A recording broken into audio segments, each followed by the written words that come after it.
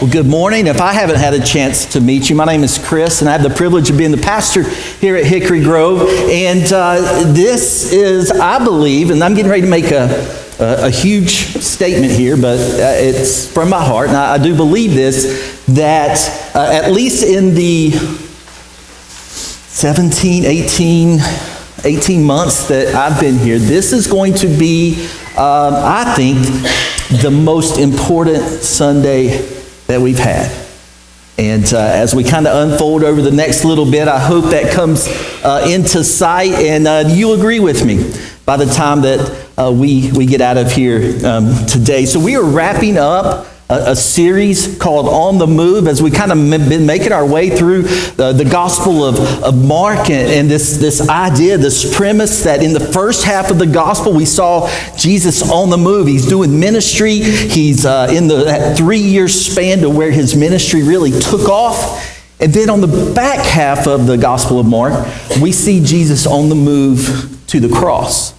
But today is our last Sunday on this series. We've been here for 12 weeks, and so this is our last. That's where you go, oh, no, nothing? Yeah. All right, great. We got a lot of work to do, okay? All right, but this is where we're going to talk about a story in Scripture where there's a conversation, just a conversation between Jesus and the 12 and his disciples. And we're going to see that really, as awesome as these dudes were, these 12 that walked with Jesus, they got to see firsthand all the miracles and all the things that Jesus was doing. But yet, even the closest, the closest of the closest, as we'll see, they were jacked up in their own way. Right? We agreed last Sunday, we all crazy. Right, we agreed to that. Right, but today we're going to see, right, just this story of how Jesus really challenges the 12. And we're going to see that Jesus is on his last trip to Jerusalem, and he began his journey way up north, and he's making his way down, and really farther than he had ever been before with the disciples in ministry, and in a place called Caesarea Philippi. And they turned and they made their way at 138 miles journey down towards Jerusalem. And they're about 20 to 25 miles outside of Jerusalem at this point. They're about to arrive at Jericho, and then they're going to make that right turn to the city, head up right up on the ascent, the final ascent to Jerusalem. And then something rather striking happens in our scripture. We're in Mark 10. Verse 32, Mark 10, verse 32. I typically teach out of the NIV, but today I'm using the NLT this morning. All right, verse 32 says, they were now on the way up to Jerusalem, and Jesus was walking ahead of them. The disciples were filled with awe, and the people following behind were overwhelmed with fear. Taking the 12 aside, all right, so now we kind of see he's taking them. It's like, okay, boys, here we go. And Jesus once more began to describe everything that was about to happen to him. Listen, he said, we're going up to Jerusalem, where the Son of Man will be betrayed to the leading priests and the teachers of religious law. They will sentence him to die and hand him over to the Romans. They will mock him, spit on him, flog him with a whip, and kill him. But after 3 days, he will rise again. Now that's a pretty heavy statement to make. That's a pretty heavy deal to unload on these disciples as they make their way from Caesarea Philippi in the north down to Jerusalem to the south, to pull the disciples over and say this prophecy is what it is, right? That this is why we're going to Jerusalem. This is why we're headed that way. This is what's going to happen. I'm going to be arrested. I'm going to be tried. I'm going to be whipped. I'm going to be beaten. I'm going to be crucified. But take heart, I will rise again. Those are deep statements that he's making to the 12. But Have you ever been in a situation, have you ever been kind of in a group setting where something was kind of going on major in the room, and something profound was happening, and it was a big deal, and then you got this one guy, this one guy in the room, or maybe in your conversation, who just doesn't know how to read the room? Right? And what they'll typically do, that person will just say something or do something that's totally inappropriate. You know those people. Right? They're in your family. You know those people. But I want you to know here what happens, right? As we shift from that, in verse 34, they will mock him, spit on him, flog him with a whip, and kill him. But after 3 days he will rise again. In verse 35, then James and John, the sons of Zebedee, came over and spoke to him. Teacher, they said, we want you to do us a favor. What is it with these guys? Right? Listen, this is literally the third time that Jesus has told them specifically, right, that we know of, that we can document, the third time that he has told them and prophesied what was going to happen to him. We're going to Jerusalem. This is what's going to happen to me. They're going to kill me. Right? But on the third day, I'm going to rise again. The third time.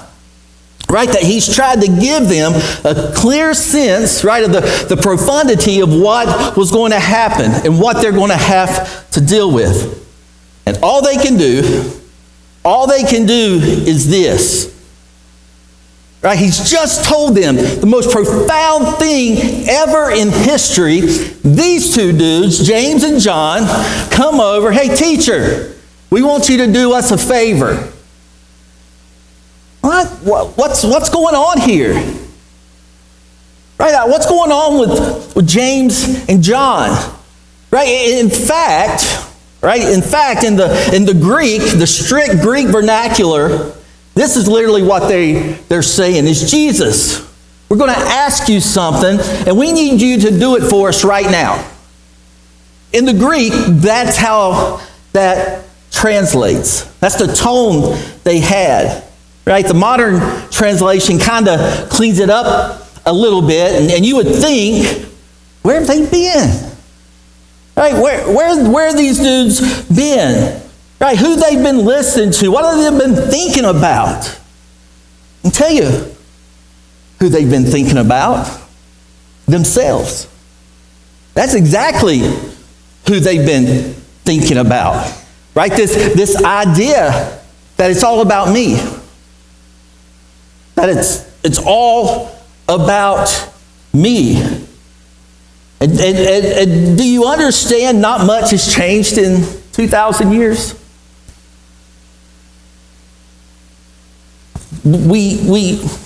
What do you and I spend most of our day thinking about? Ourselves.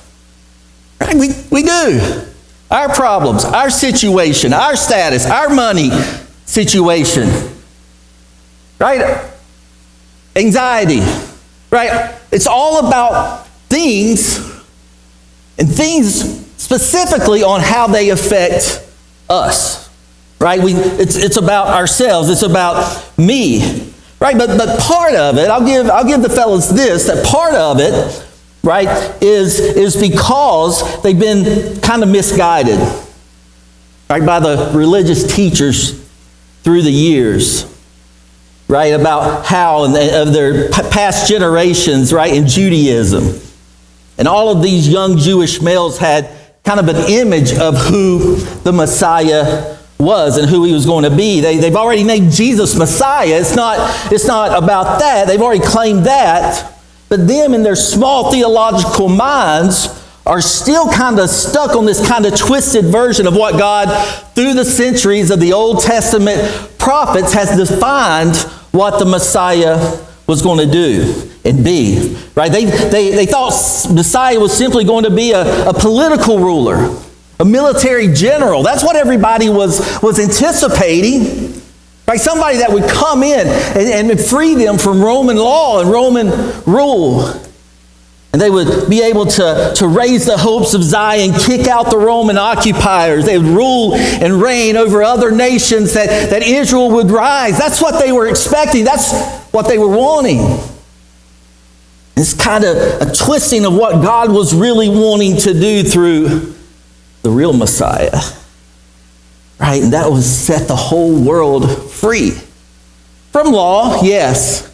Definitely from law. If you've been here on Wednesday nights, we've been talking a lot about the law and God freeing us, right? That free gift of grace that He gives us so we don't have to depend and rely and follow the law. But they had done this, right? It was political. It was military oriented. It was twisting what everybody thought the Messiah was given to be. Right? And they had God had come to set the whole world free, and He was going to use Israel, right? The chosen nation. He was going to use them, right, to set things in motion and to bring hope to all the Gentile nations, of which you and I are one. Right, but all this time, hurt, pain, loss, dislocation began. Right, they had been through it all. The Israelites, they had been through Assyrians, and then the Babylonians, and then it was the Persians' turn, and then it was the Greek turn. Now it's the Romans' turn, right, to be occupying their land. And over the years, all they had morphed the Messiah into was this political victor that would bring them and free them from reign. But we know it was so much more. So now here we see Jesus in His public ministry trying to complete and undercut that, completely transforms, completely changes, right, everything that they hoped for. But why? Because it was much bigger, it was much larger than what one nation could absolutely hope for. He's something much grander than one people's dreams. He's up to something so profound, right, that it can't be contained by some region, by some land, by some people group. Right? But the way in which He talked about that was a complete disconnect to them. Even these 12, even the ones closest, crucifixion, death, weaknesses, right? It didn't compute to them. And this again, why 3 times again, right? I can't say that 3 times. This wasn't the first time they had heard this, right? This is the 3rd time. Right? And then the story continues. Then James and John in 35, the sons of Zebedee, came over, spoke to Him. Teacher, they said, we want you to do us a favor. Hey, do what we want you to do. What is your request? He asked.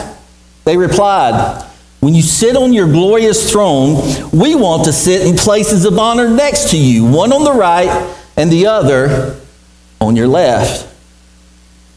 Right? Again, they see Jesus is coming, right? And He's going to set up some military throne like an earthly king would do. And they'd be, right, lieutenants, one on His left and one on His right. And they would be doing all of His bidding. All of Jesus' bidding would go through these 2. They'd have the best seats in the house. But then Jesus says to them, you don't know what you're asking. Are you able to drink from the bitter cup of suffering I'm about to drink? Are you able to be baptized with the baptism of suffering that I must be baptized with? It's about me. That's what they're saying. It's about us. It's about me. And then check it out. Oh, yes, they replied, we are able. And I just got to believe, maybe this is just me, but I got to believe that at some point during Jesus' ministry, and He's got, right, these 12 tagging along with Him, and then others, even a larger group behind them, right, that there were times that Jesus would get so frustrated with these guys, with His disciples, and this had to be one of those times. This had to be one. But He's so patient. He's so kind. He's so loving. But at the same time, He can still be so direct. Right? In verse 39, then Jesus told them, you will indeed drink from my bitter cup and be baptized with my baptism of suffering. Like, oh fellas, you have no clue what's about to come raining down on you. right? You have no clue. And verse 40 says, but I have no right to say who will sit on my right or my left. God has prepared those places for the ones he has chosen. Again, the Son deferring to the Father as he often does in his ministry. And when the 10 other disciples heard what James and John had asked, they were indignant. They were indignant. Right now, I want you to understand why they were that way. Like, because you would think that these 10 out of the disciples would come up that way. James, John, like, what are you doing, fellas? Read the room, bro. Like, read the room. Did you hear what Jesus was saying? Do you not know what he's going through? Do you not believe what's going to happen to him? Right, give him a break. Back off. But that's not why they were upset. They were upset because James and John beat them to the punch. Right? They were upset because they wanted the left hand and the right hand. They were upset because they didn't think that James and John should be considered such insiders. What was this about?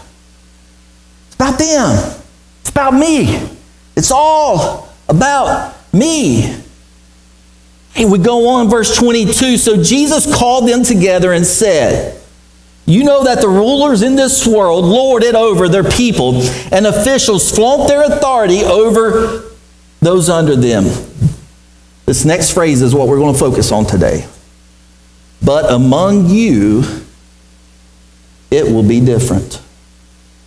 But among you, it will be different. Whoever wants to be a leader among you must be your servant. Whoever wants to be first among you must be the slave of everyone else. For even the Son of Man came not to be served, but to serve others and to give his life as a ransom of many. But among you, it will be different.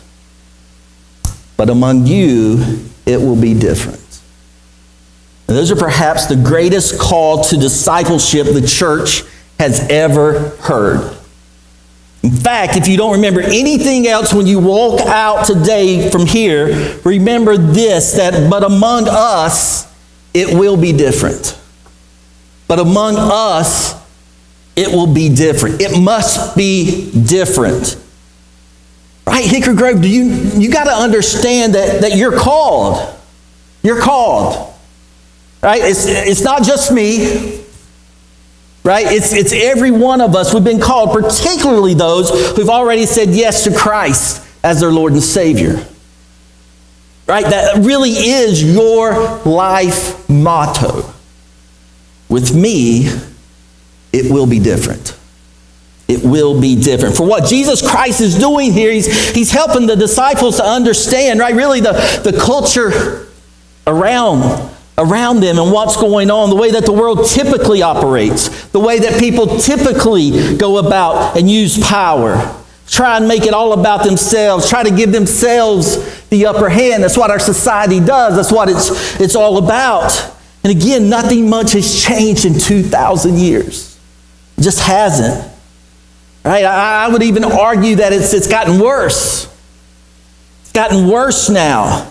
And Jesus tried to help them understand that they, as followers of Christ, you, as a follower of Christ, are to be different. We're supposed to be different. Right? In every way. Right? That was, in fact, the original word that we have translated church. Right? Throughout scriptures in the New Testament, the church is called ecclesia. Ecclesia is the Greek word for church. And ecclesia literally means the called out ones. The called out ones.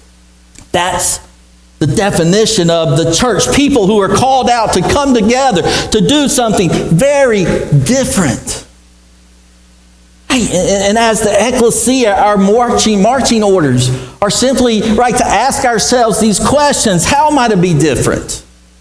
How am I supposed to be different? How am I supposed to be countercultural? How am I to be called out for the name of Christ? And Jesus kind of gives them two rather clear distinctives. Right? And he's approaching at the end of the earthly life, right? He's approaching the end of his earthly ministry, and this particular distinctive he gives now. And just as he's given several other times, that is to serve. To serve. To serve. He says, I came not to be served myself, but I came to serve, to give my life away as a ransom for all of you. Right? Jesus set the original model for what it means to lead a self-sacrificial life so that others may experience hope, so that others may experience life, so that others may experience glory, so that others may experience the love and the grace and the compassion, right, that should come from ecclesia, from the church. And all that he might demonstrate that the Christian life is personified in servitude, in self-sacrifice for the sake of others. I can't help but think that here we are 2,000 years later. There's a certain image, I think specifically in the Western North American church. And all too many churches look like an NFL football game, if I will. Right? All of them, and kind of what that picture is to me is that an NFL football game is where there's 22 players on the field in desperate need of rest, being watched by 62,000 fans in desperate need of exercise. That's the picture to me. That's the picture that I get all too often. That's the church. It is. You know, there are these precious few who really get it, who really say, you know, let me put on my uniform. Let me run the ball. Let me block. Let me tackle. I don't want to be content, right, to sit on my hands. I don't want to be content to stay in the stands. I don't want to be content to merely be a spectator and be an observer. I want to get in the game, and it's often the Pareto principle, 80-20. I think of how often on Sunday morning you'll be surprised at like how many people it takes to kind of pull off a Sunday morning, even with a congregation our size. You see me, you see Anne-Marie, you see the worship team, right? You maybe just glide by some of the other things that are happening, the nursery, the kids, student ministries, ushers, greeters, security, right? To the needed parking attendants. Right, but just not here on campus on Sundays and Wednesdays, but also, right, in the community, at street ministry, at Stocks, as we start to really form these connections with these other ministries in our community, with Stocks, with King's Daughters, in Stanley, with each and every one of the schools here in the community. Mr. Beam at North Belmont Elementary just won Principal of the Year for Gaston County. Right? You don't know this, but we sent him a little package just to say, hey, awesome, you're doing great things. Right? We want to partner with them in what they do and how they're reaching, right, this community. Right? But many of you have said, hey, for me it's going to be different. It's going to be different. I challenge you, if you don't have at least one ministry, all right, one ministry on campus, in whatever role that is, whatever side, right, of the lights that it's on, that if it's AV, greeting, Grove Kids, Rooted Student Ministry, security, mowing the cemetery, whatever, that you'll get at least one. Get plugged in to one. And then if I didn't talk about your thing in that, come talk to me. I had a guy one time, and that came to me. He said, Chris, who is it that puts out the signs in the parking lot, right, to kind of direct people? I said, well, Cliff, that's me. Right, I'll just get here early before church starts, and we'll get everything set up. He's like, hey, I can do that. I can do that. Right, and this guy would come every Sunday, right, 2 or 3 hours before service would start. He would come and he would set up the signs that you'll begin to see out here in our parking lot, right? Signs, and then he would go home. Then he would come back and serve. Right? So even if it's something that you see or notice, right, that we can talk about, let's do it. Let's do it. Right? I'm telling you, round up all of the cracked cement around here. How about that? Anything. Right? But if you're not doing something, I challenge you, plug in at least one into one ministry.